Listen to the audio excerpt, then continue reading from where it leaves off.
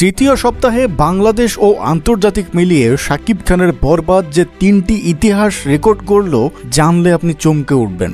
হ্যাঁ দর্শক, আজ প্রায় ২১ দিন হতে চলেছে বাংলাদেশে বরবাদের, এবং বাংলাদেশের বাহিরের ১৫টি দেশে আজ ৫ দিনেই পুরো বাংলা ইন্ডাস্ট্রির পূর্বের যা যা রেকর্ড ছিল সব ভেঙে দিল বরবাদ সিনেমা। তার আগে বলে নেই, পুরো বাংলাদেশে তৃতীয় সপ্তাহের শেষে বরবাদ সিনেমার মোট মাল্টিপ্লেক্স আয় ১২ কোটি টাকা, এবং পুরো বাংলাদেশে ১২০টি সিনেমা হল মিলিয়ে তা প্রায় ১০০ কোটি ছাড়িয়ে ফেলেছে বলে ধারণা করা হচ্ছে।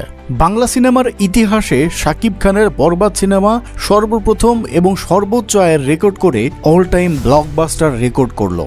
জেনে খুশি হবেন যে বাংলা সিনেমার ইতিহাসে প্রথমবার বাংলাদেশি কোনো সিনেমা আমেরিকা, নিউজিল্যান্ড, রোম সহ প্রায় ২২টি দেশে পুরো হাউসফুল রেকর্ড করল, যা কিনা ইতিহাসে এই প্রথম শাকিব খান করে দেখিয়েছে।